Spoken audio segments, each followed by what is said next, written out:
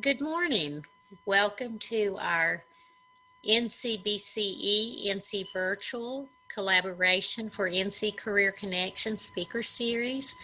This morning we are so glad to have Noelle Talley, Deputy Chief of Staff, and Matty Lazo-Chadderton, Deputy Director of Outreach for North Carolina Office of the Governor.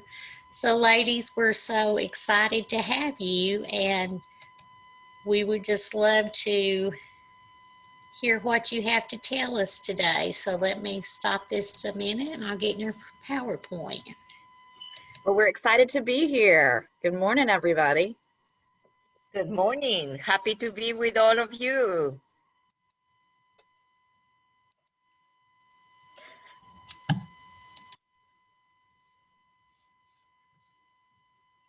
So you ladies go ahead. Sure. Well, we are really excited to be with all of you today, and we're especially excited because it's always great to hear about young people who are interested in public service and especially in outreach and communications fields. And so Matty and I can just introduce ourselves a bit, and there's a little bit of an overview. We're just going to introduce ourselves and talk a bit about our careers, and kind of take it from there. And so I'll kick us off. My name's Noelle Talley. I'm currently Deputy Chief of Staff in the Office of the Governor, working for Governor Roy Cooper. I'm a 20-year veteran of public service work, and that includes my time in the Governor's office, as well as the Attorney General's office, and also on Capitol Hill. A lot of my career has been in the communications realm. I'm not in a communications position anymore, but I was for most of that career. Communications in the United States Senate, communications for the Attorney General and the North Carolina Department of Justice, and then communications for the Governor's office. So excited to be here with you today and eager to share with you some about my career path and maybe answer some questions about some of your hopes and dreams for your careers. Matty? Thank you, Noelle. Good morning, everyone. Well, my name is Matty, and I have been working for, the state government for more than 14 years, but especially I'm so happy today because I'm working for the Governor Roy Cooper, that give us opportunities to share our experiences and being so diverse. His staff is so diverse, reflecting the demographics of our state. I worked before for 10 years at the office of former Senate President Pro Tem, Senator Basnett, and that was a wonderful experience. Very happy to be here today.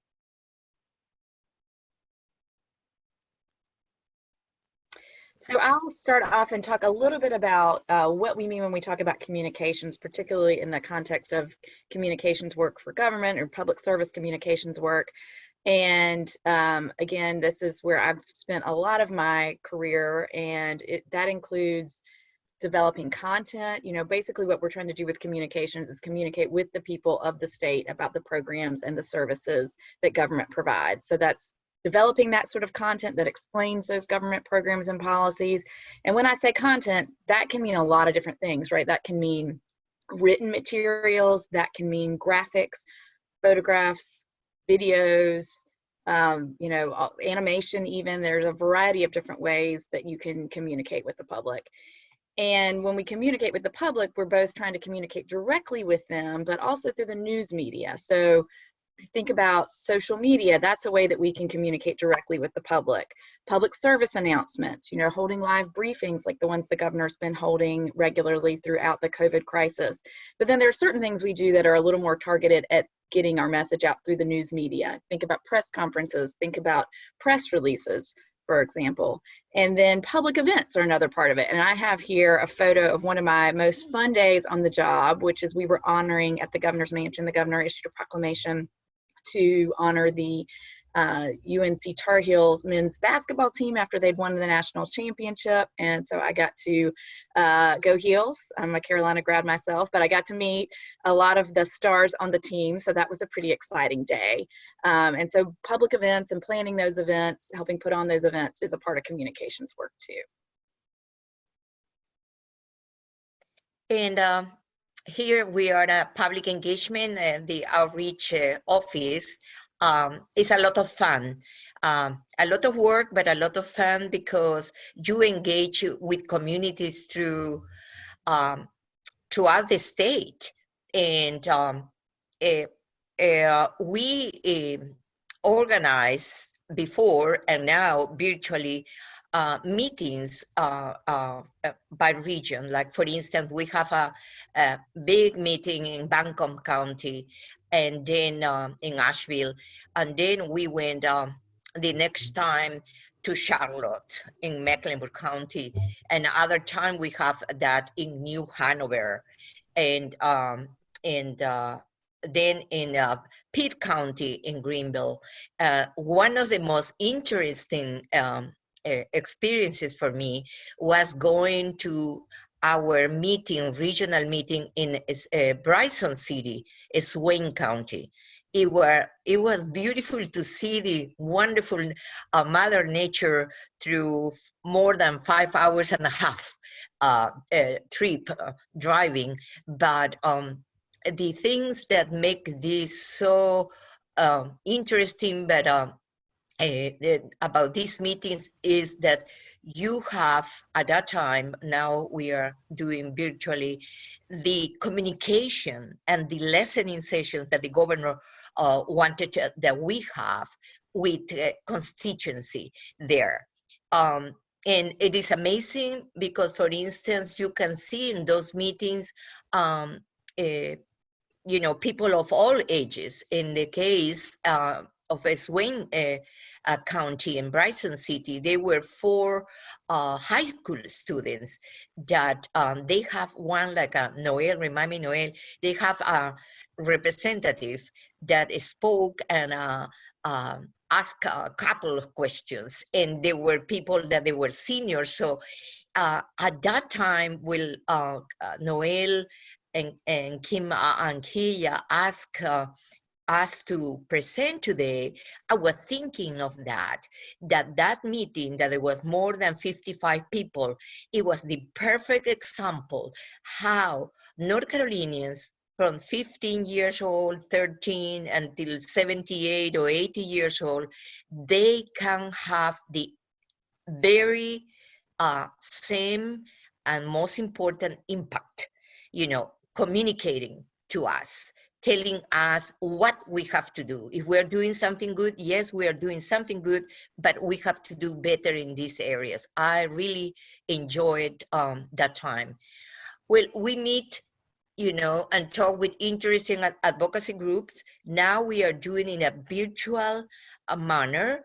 We are having, for instance, the Office of Public Engagement has bi-weekly big meeting, virtual, that you can, participate by Zoom or, internet, and is done based on the Museum of Natural Sciences. Then we have bi-weekly webinars for the Latinx, for the Hispanic community in North Carolina. And they're amazing, really the pandemic is giving us a hard time, but it having, it's okay with us. We really take the pandemic very seriously, but our work continuing. The public engagement and outreach is here for you all. And of course, the ongoing dialogue with communities, and again, is by telephone calls, by emails, by virtual meetings, but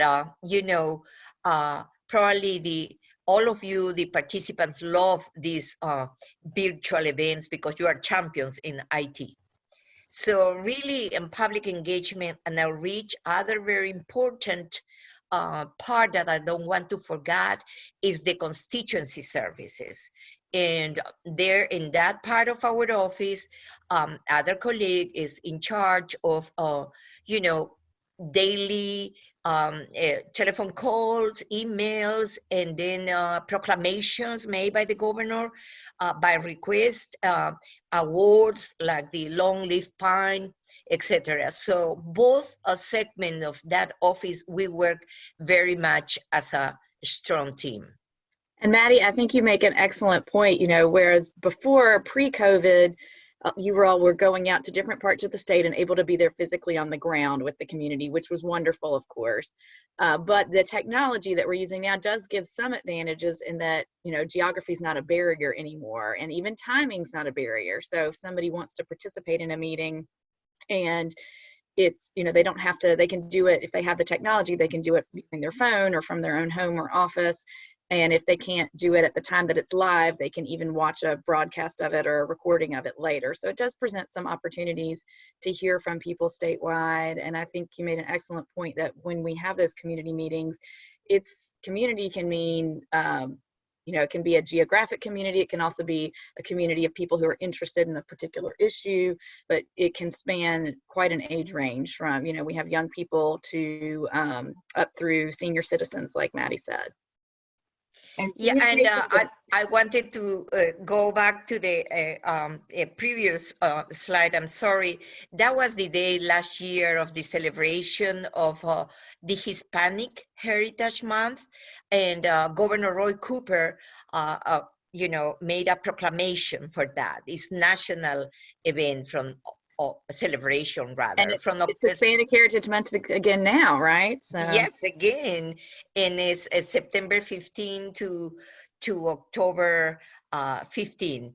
So that was a very important date, and today we all are celebrating. So just to talk a little bit generally, I know we're here to talk a little more specifically about our careers in communications and in public engagement and outreach, but just wanted to give you a bit of an overview too about careers in public service, because there are a lot of different kinds of career paths you can follow within public service. Pretty much nearly anything you can think of wanting to be or do, there's a public service path for it. Of course, public service jobs are available at all levels of government. So local, you know, your city, your county, state, which Matty and I both work for state government. Then there's also federal government jobs.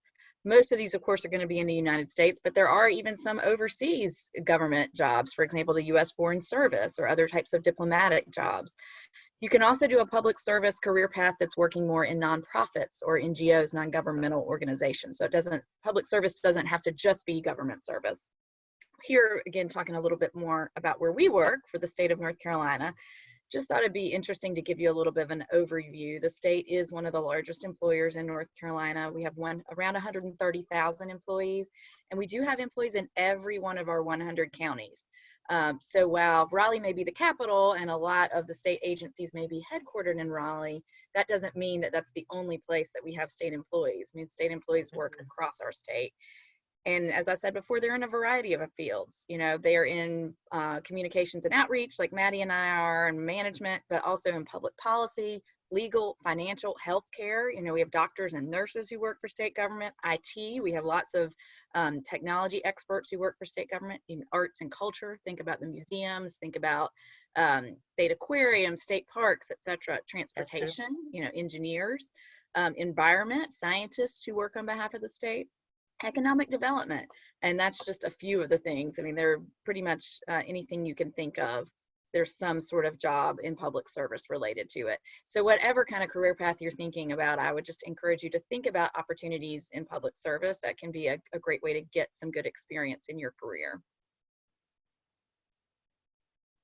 Matty, anything you want to add there? Only an important thing that I learned when I arrived in 1987 to our state, that I am here, I think, today because sharing with you, because my volunteer experience. I began to volunteer in preschool with my children, and then public schools, and immediately I learned a completely different culture, lingo in the special education for my oldest son. And that was very important because through volunteering, I realized that yes, I could make a little bit of difference, but I wanted to know more and make a bigger difference in the life of other children and families. So I began like that. That is very important, connected what to what Noelle said, like for instance, the opportunities on public service, foreign services, or army, or Air Force. It is connected also with culture, our North Carolinian culture, but also other culture from the world. So I will add a little bit there that is very important to begin to learn a language different than English. And, you know, the public schools, K to 12, as you probably all know, we have more than 300 different language from, you know, different countries in the world.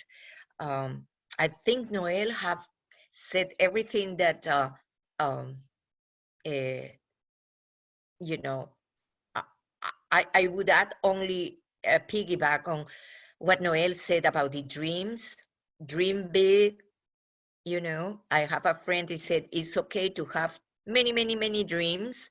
I did as an immigrant. I dreamed like I wanted to do this and do that. And yes, I could have done all the things that I wanted, but I have to concentrate in one thing, and it was serving the community first and then working as a public servant. But a friend of mine said, Matty, it's important to have dreams, but we have to put a deadline for those dreams. But of course, in your case, you have plenty time to put deadlines. Definitely. We'll talk a little bit about schooling. I know you all are interested in sort of what kind of academic credentials or path are needed for the kinds of work that we do. For work in communications, people do usually want a 4-year degree for that in some sort of related field. So there are a lot of things that can be good academic training for communications work, you know, degrees in communications, English, journalism, public relations. Some people who are maybe more interested in the kind of graphic side of things might focus on visual communications or graphic design.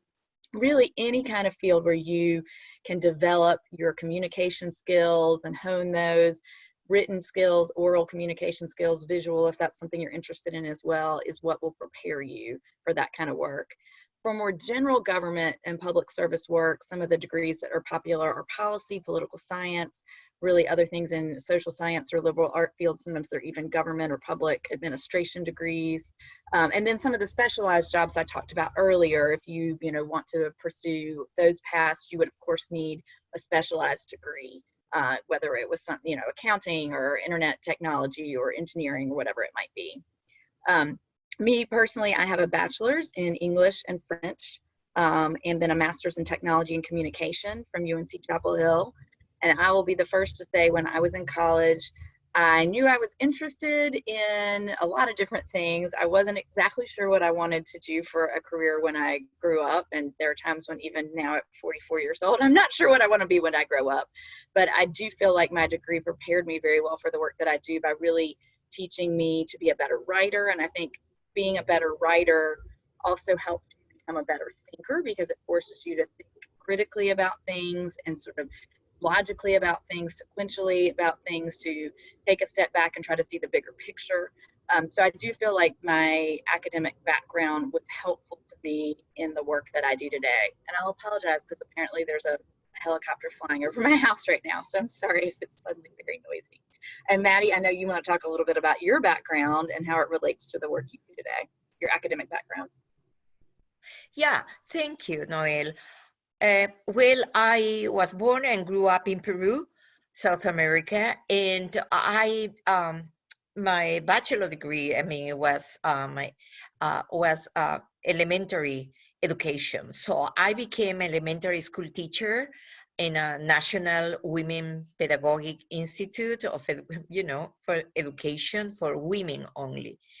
And then in Peru, while I was working as a school teacher, I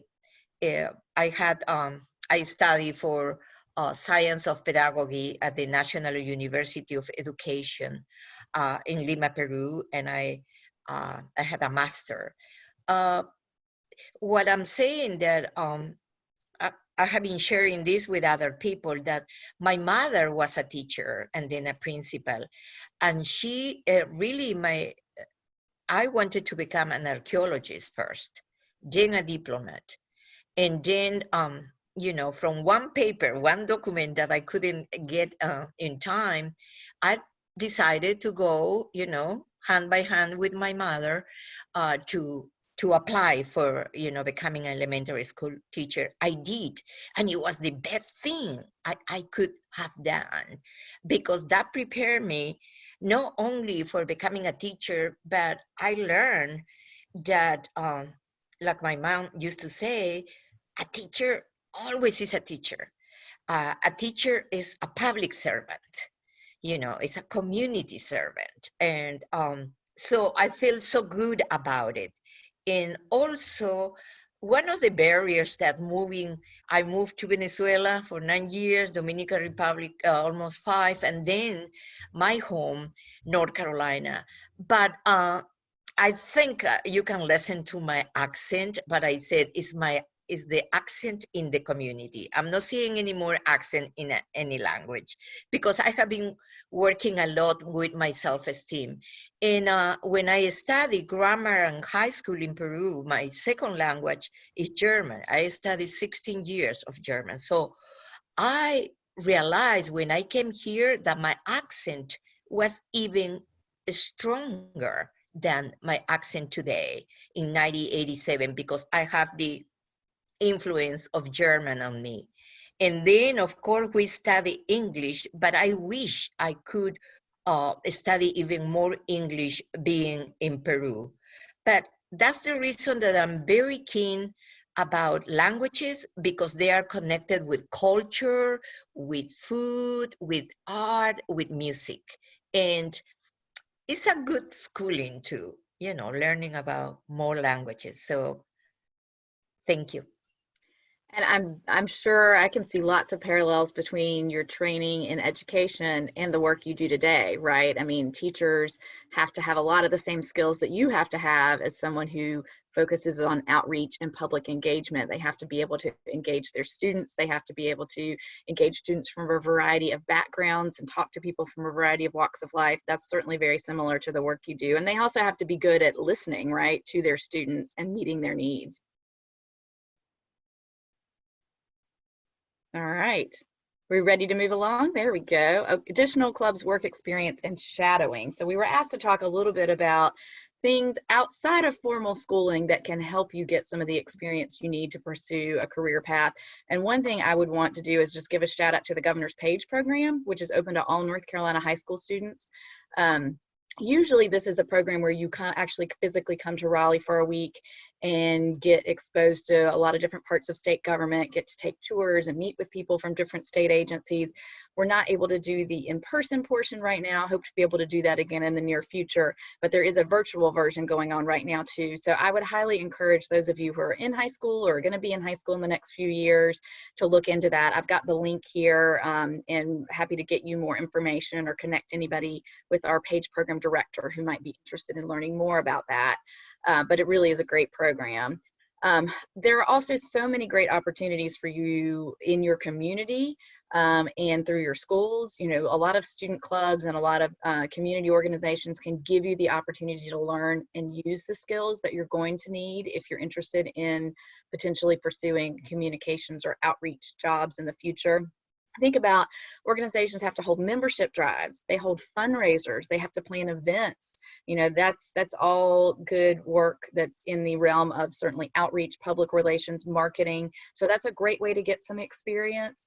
You know, another thing I will give, another tip I will give is if you're looking for ways to get work experience, nonprofits in your community are often eager to have interns help. You know, they're nonprofits, right? So they're operating usually already with some volunteers, and they're usually eager to have young people who are interested in the work that they're doing.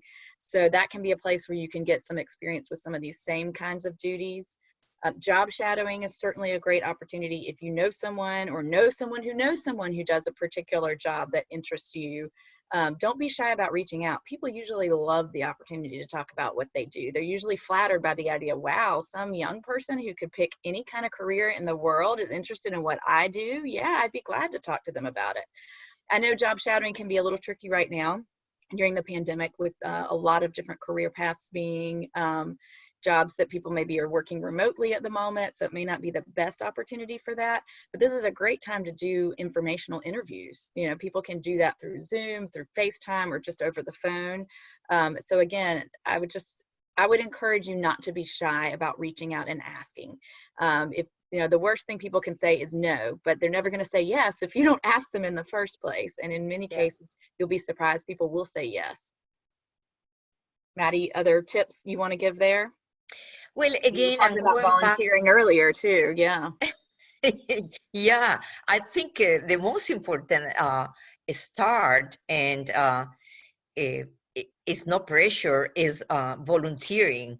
That helped me since the very beginning here. And other thing I was thinking is, of course, being involved with a communities or organization of faith, because they have a lot that Noelle was talking, of course, about nonprofit organizations, events, fundraising, causes, and involvement. Choose one thing that you like to be involved and become a champion on that. That is very important because it's going to help you in your journey for the career that you will choose, because you are the one that is going to choose that career. Now, the other thing is that I was thinking is connected with job shadowing, of course, is you can select a mentor or two mentors in your school. Is that very important because they become your family. They become, at the end, they become your friends and your family. And I saw that with my two children, one with in special education. I don't know what we could have done, he or me, as a single parent, without, I can name at least 10 people during K to 12. They were so wonderful and public servants, I would say servants, and empowering me and my son. And the same happened with my other son in high school, since grammar, middle school, and high school, because he had champions that he selected, because he was tiny, teeny, but he selected his mentors. So that is very, very important. Volunteering, select or identify good mentors that they are going to help you to your K to 12, but also the counselors, for instance, in high school are very, very, very important in order to help you or support your dreams. Never stop dreaming. And I'll just add to that, Matty always has the most inspirational words. You know, when I think back on my own time as a student, I'm not going to sit here and tell you that I had some grand plan when I was 14 years old, that I knew what I wanted to be when I was going to grow up and exactly how to get there. I didn't, but I did know that I wanted to get experience at trying different things, and this is the time to do that, right? Something's interesting Yes. to you, so take a class about it, read a book about it, volunteer about it. And looking back now, I am amazed to think about all the things I did through activities in my community as a student, whether that was through my school or through community organizations, through, you know, if you're a person of faith, maybe through your place of worship. There are lots of different opportunities for you available to you right now. And, you know, I can think about, as a high school student, I did public relations work, which certainly connected to my career later on. I helped plan events. I helped recruit members for different events. I helped volunteer in the community. I didn't have a grand plan at the time, but those experiences helped me learn more about myself and helped me learn more about my community and helped me learn more about a path that I could build towards a career. So I would just encourage you, like Matty said, through volunteering, through your community, through your school, whether it's through your church or your other place of worship, through your neighborhood. You know, there are lots of different opportunities for you to be a leader and to get that kind of experience. So would really encourage you to be creative and reach out and look for those opportunities. And I would like to piggyback on what Noelle always says. So I love the way that uh, I couldn't believe that Noelle is saying that she didn't have a plan when she was 14. I thought that she did when she was 12, but because she's so organized and, you know, always it's amazing how she works, but she leads. One thing that you could see when I share my experience, my university college studies were in Lima, Peru, in Spanish. And but I really find out here I couldn't attend a college at the time that I came. After I came, my children were a little bit, you know, older. But I was the one that the head of the household, and I couldn't. So, but again, dear friends and mentors that they were younger than me, they told me about a fellowship about early childhood leadership at UNC Chapel Hill. So yeah, you know, Tar Heels. And so I did that. You have to apply. It was very competitive, but I applied. I was accepted. Uh, and I did that in, I think it was late 90s or something like that for 1 year. And then I found out that that's the reason that Noelle was talking about it. If you know your community and programs, or your mentors or your teachers or counselors are going to tell, you know, that they are having this program for high school students now. So I was a fellow in the Leadership Triangle. The Leadership Triangle is a nonprofit organization that is amazing in the Triangle. And then I love education, so I was a part of the board of North Carolina Public School Forum, and they were offering the National Educational Institute Fellowship. So I applied, and again, I have the blessing of being part of that program for 9 months. So, you know, I didn't have a degree. I don't have a degree in a university here, but there are other ways that you can enrich and make bigger your experience in the areas that you want to make the difference. And that's such a great point, Matty, because I think that so often we tend to think, okay, go to school, kindergarten through high school, then you may choose some sort of higher education beyond that, go to college, maybe go to graduate school for some fields, etc. Yeah. And that the learning stops, but it doesn't. I mean, I think the people who are most successful in their careers are always looking for ways to learn, whether that's through fellowships like Matty talked about, conferences, webinars, you know, that there are just so many opportunities for enrichment through mentors. I mean, sometimes it's through a formal program, sometimes it's going to be informal, just through a mentor, through asking somebody whose work you admire, you know, hey, can we get a cup of coffee and talk about your job and how you do it, and I want to learn more. So just to have that growth mindset. I know they talk about a lot in my daughter's elementary school, but I think it's important at all ages, just that growth mindset where you want to keep learning and keep looking for ways that you can get better at whatever path it is you choose to follow in life. So I think we started talking about some of this on the last slide already. Yeah. But that's okay. We'll talk about it some more. So personal advice and experience, I think you've heard us, you know, really seek out those internships and externships, those job shadowing, those volunteer opportunities, anything that gives you an opportunity to sort of try out a career or interact with people who are doing work that you find interesting. And it doesn't all have to be consistent either, right? Like you might have 3 or 4 different career paths that are interesting to you, and that's okay. This is the time to be able to look for ways to explore those different paths to really maybe help you focus. You may also learn through the course of an internship or a volunteer opportunity about a career path that you didn't even know existed. You know, new careers are being created still all the time, so it's good to be open to those new ideas. Specifically around communications and public engagement, I would just say to you, is again, speaking about new career paths and careers changing all the time, these are career fields that have changed a lot in the time that Matty and I have been doing work. I mean, just if I think alone about the technology that is available to us today, compared to when I started out in communications work. It's just night and day difference, and that's great. But there are certain things that just have stayed constant, and I think will always stay constant in these fields, and they are strong communication skills. Because whether you're, uploading it digitally or writing it with a quill on a piece of paper, writing well, knowing what words you want to use, knowing how you want to convey your ideas, whether it's in writing or speaking to people, those kinds of skills persist across time and are always important.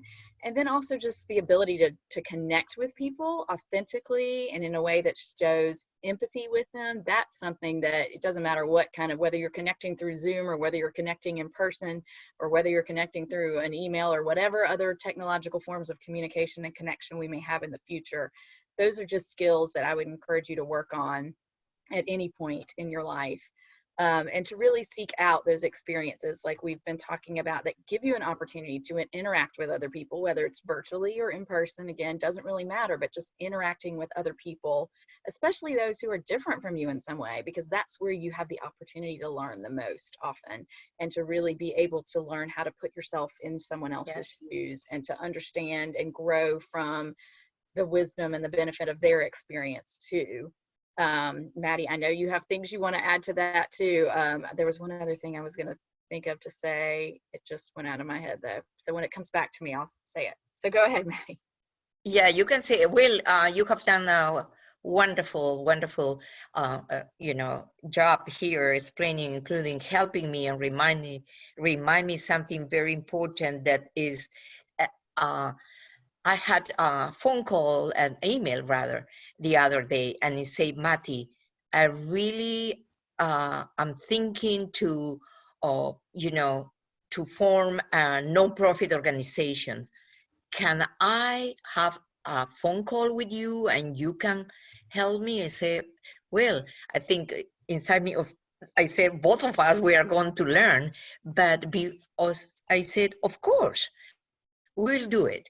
And we have the most wonderful conversation. Before the conversation, I Google, like Noelle said very well, it's so good to have Google and all the internet and all the IT tools. So, excuse me. So she thought that I was an expert, but I am not. But I empowered myself researching first. So having those kinds of conversations, I know her through emails, that's all. But we became friends to that because we hear our voice. We were hearing the voice of each other. And then, like Noelle will said, we all have something in common. She's from Venezuela. I live there. We began to talk about the music. We began to talk about the food.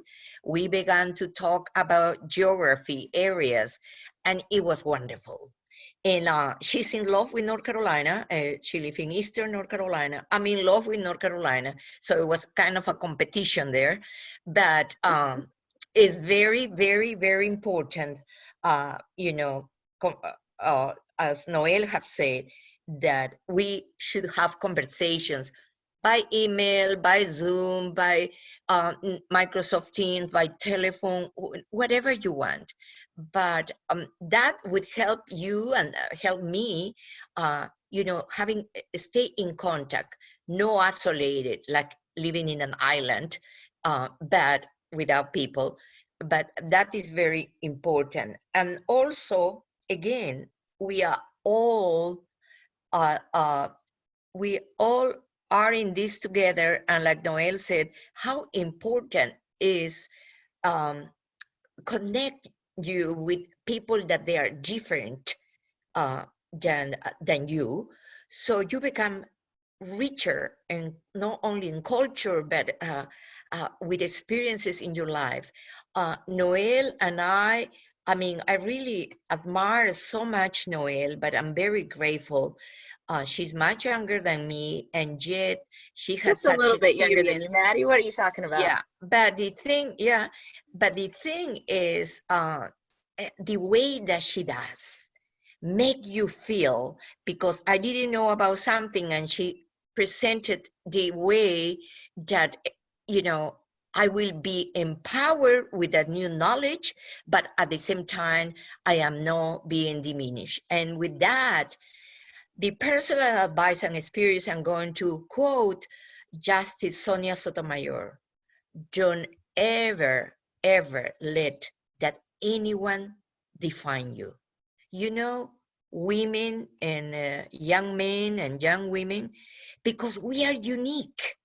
And during my journey here in North Carolina, since the very beginning, I learned that. Sometimes, well, I have some experiences, but you know, I forgot about that. But the majority of the time, they were coming to me, people from North Carolina said, Matty, how can I help you? And that help, I took it not like a, you know, something, no, I don't need help, I'm super independent. No, in the opposite way, these people care about me and about my two children. And that's the North Carolinian spirit. And that's the spirit that I can feel it today in this room, in spite that I'm seeing only Noelle Talley. I can feel it.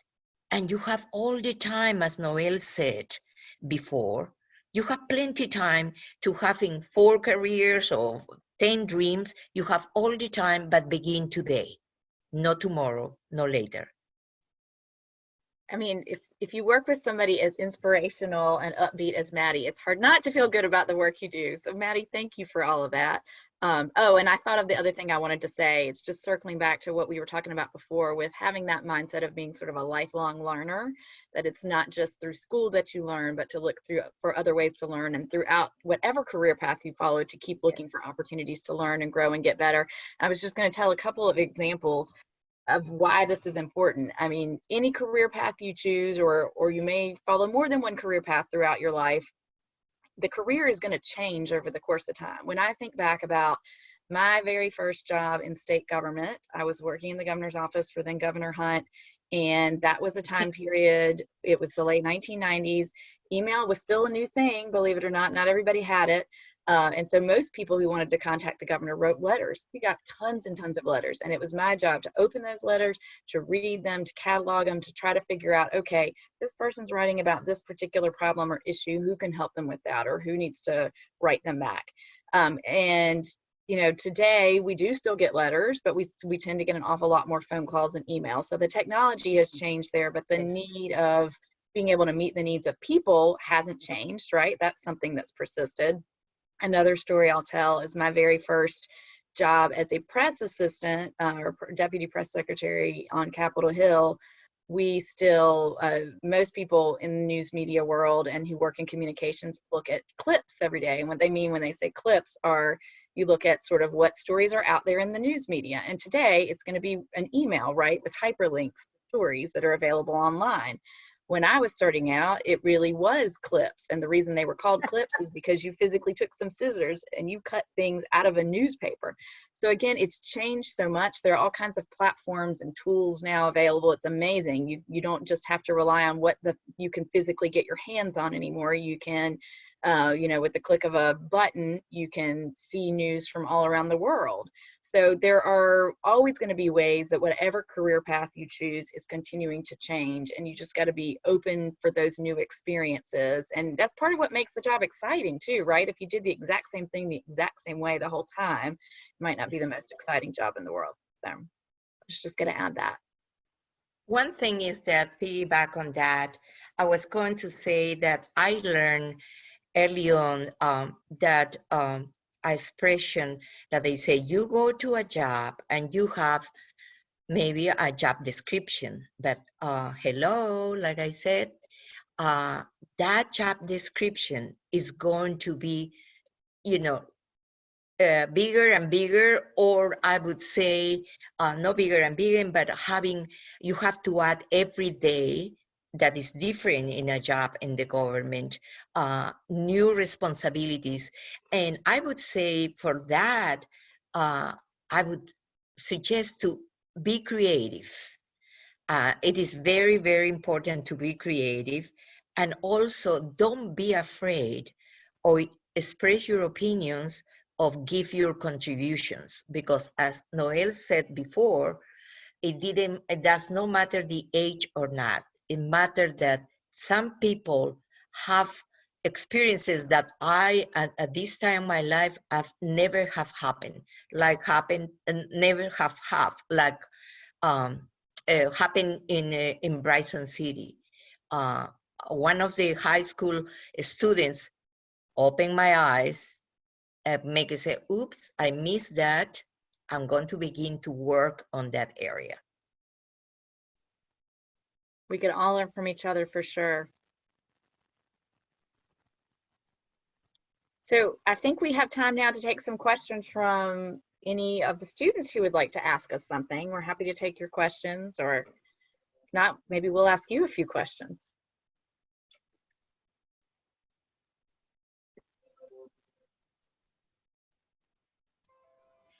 Ladies, I have a question. You've given us so many great tips about dreaming, being a risk taker, having that growth mindset, asking for help.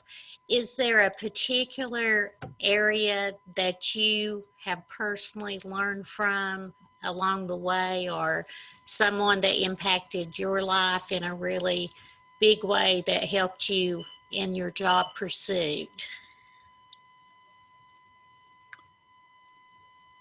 Wow, that's a great question. You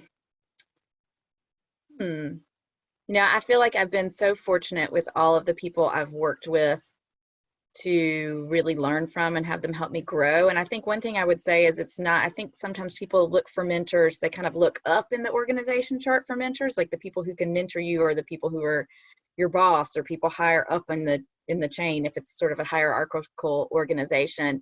But I think people who are your colleagues can also mentor you. People who report to you in some cases can also mentor you, right? So I can think of opportunities. I mean, I've been really fortunate to work with a great group of people, especially in my time in the governor's office and preceding that, my time in the attorney general's office. There's several of us who've worked together a long time, and I've just learned so much from those folks over the years. I can also think back to sort of when I was starting out my career, my first boss when I was in Washington, D.C. working was somebody who had been, I mean, he was a grizzled veteran. He had been around a long time. Here I was, you know, how old was I at the time? Like a 23 or 24-year-old kid, not too long out of school. He had been a reporter with, you know, national newspapers. He had worked for several members of Congress. He had been around the block a lot of times, but he had such a good way of teaching where he never made me feel like it was he never made me feel like I shouldn't know something yet. He always made me feel like it was an opportunity to learn and to grow, and that it was great to ask questions, and that I shouldn't feel bad that I didn't know the things that he knew yet. You know, I think sometimes as a young person, when you come into an organization, you want to show everybody what you want, what you know. You want to show everybody that you're capable. You want to show everybody that you can do everything they can do. That's not always going to be realistic. And I think some of the best mentors and guides through that process are people who are willing to sort of help you through that process, who recognize your potential, who recognize your ability, and who put that trust in you, but who also don't expect you to know everything, and who encourage you to ask questions. Matty, I'm sure you've got some stories you'd like to share too.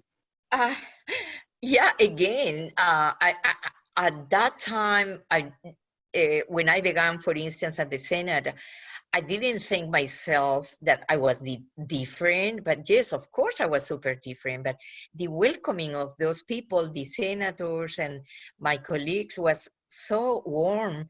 And yet, at the same time, I didn't know that I was going to have a big responsibility. And someone encouraged me, a younger fellow, a young coworker, to say, you know, Matty, we have here a library. And if you would like to know more about the legislative process and the branches of the government, you know, this is a book that I'm going to give you the title. So I went to the second floor and I got that book that it was amazing. The other thing is what I said. I think what area I learned more it was, you have to be at the office of the governor and in my previous job, sometimes the jack of all trades. They say that immigrants like me have to know, you know, they have to be experts, no experts, but they can do everything because the need of work or the need to help people. But it's not such a thing. I think is that I feel when you're an immigrant, you are not acculturated until you are at least 5 years in the place that is your new home. So you have to learn, like Noelle said before. I learned during my 2 last jobs that I have to have a continuing education, and uh, that was 4 years ago. Some North Carolinians and some friends that they are no Latinos or immigrants like me from New York, they were calling me, Matty, in order to ask for opinions that they were related with the history and civic participation in our state, our nation. So at that time, because I entertain myself sometimes, I jump in one food and then jumping, yeah. I was so happy and honored that people that they were born here, educated here, they were asking for my opinion. And for that, I give thank you to my former colleagues and my current colleagues. Like Noelle said, I'm learning every day because the age differences, but also the different cultures. Governor Cooper has, a very diverse and, staff and cabinet and everything. So I'm learning that. I like to be like a rainbow, different colors, different cultures, different contributions, but with one thing only in mind: help your family, help yourself, of course, and help the community and our state. I learned a lot and still I'm learning. I'm telling you, I have to be honest. Wow, those are such wonderful answers. And I tell you what I love about it. You've shared with our students how to pay it forward. When people help you, you learn that you can use those same skill sets to help others, and that's how we pay it forward. So thank you for that wonderful example. I do have another question. We talk a lot about communication skills. I know as a teacher, one of the things that I deal with my students is formal and informal writing. Texting sometimes causes us to be a little lazy when we're doing formal writing. So do you have some advice for our students? Because we have a lot of students that will be writing college essays. They will be writing applications for scholarships, colleges. Also, I'm sure the PAGE program has some kind of writing involved when you do that application. So what advice would you give to our student population about writing these more formal papers? What should they do to make sure that they put their best foot forward? That's a great question. And I do recognize, and I have certainly seen examples of that, even in some of the writing samples I've seen when, looking at applications from interns or for job applications, things like that. And I think that is a challenge for kids and students who are coming up today, because we're writing all the time, right? We're texting each other, we're connecting on social media, etc.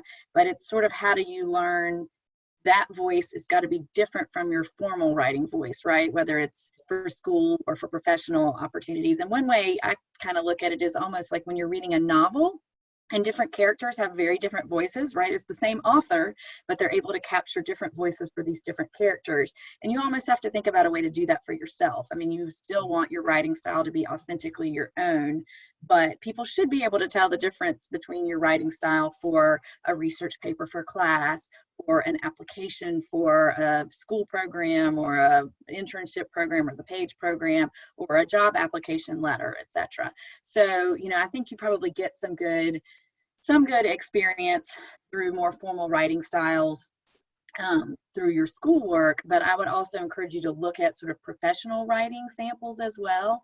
Maybe ask people you know who are in professional jobs, hey, what kind of writing do you have to do for your job? Can I see some samples of that? You know, you can certainly look at, for government related work, you could certainly look at government agency websites, look at some of the reports and documents that are available there. And yes, sometimes you're going to see some stuff that's pretty dry and pretty technical, that's true, but at its best, you know, people who are writing about anything can make it sound interesting, I think. And I also say, you know, maybe if there's somebody you know in your life who you could actually exchange formal letters with, maybe your grandparents or someone like that, that can be a good opportunity as well to write a formal letter and to get used to sort of how formal correspondence looks and sounds, and how that's a little different from the more casual text conversations we might have with our friends today.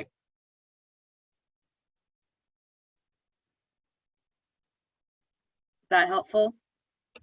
Oh, absolutely, because this is one of the areas that we really work on, because our students need to know these skills. Ms. Chatterton, do you have anything? Well, Noelle is the expert on this, but I was thinking, I don't know about the age, but WATEC has continuing education and classes, and one of them that I attended a while ago was about writing skills. And then, like Noelle said, try to find out some people that they are job coaches or consultant, they are doing that for free virtually. But you know, that's the most important, and one thing that is still I'm doing now in order to improve my writing skills is reading books in English, and I began to read books in Spanish because I don't want to lose it. So I think Noelle has given us the perfect answer. And I'll just add to that too, always have somebody read something that you've written before you submit it. There's just always value if you're applying for a program, you know, if you're turning a paper in for school, just whenever you can get a second set of eyes. And especially if you're applying for, you know, a program that you think might help you get started on your career path, try to have somebody who can look at it with a professional eye to see, is this really up to the standards of what people will be expecting? And somebody else, another reader, always is going to catch something that you just didn't because you've looked at it too many times. So it's always good to get another set of eyes on whatever you've written.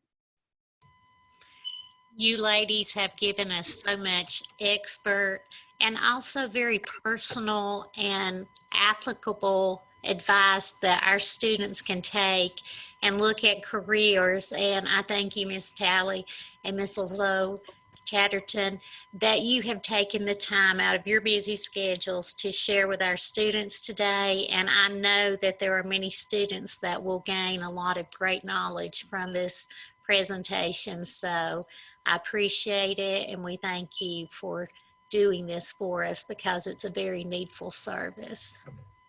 Well, thanks. It's a pleasure to be here today. So we've had a lot of fun. Thank you for listening to us. Thank you so much. It was a pleasure and a wonderful experience. And I hope that we keep in touch, Ms. Kim, and you know, the very best for all the students also. Oh, well, thank you so much. We will certainly keep in touch with you because we have several English language learners that would probably benefit from some of your services. So we'll let you know when we can seek those services, okay? Perfect. Thank Okay. you. Well, thank you, ladies, and you have a wonderful afternoon. You too, everybody. Have a great day. The same. Have a great day. Bye-bye.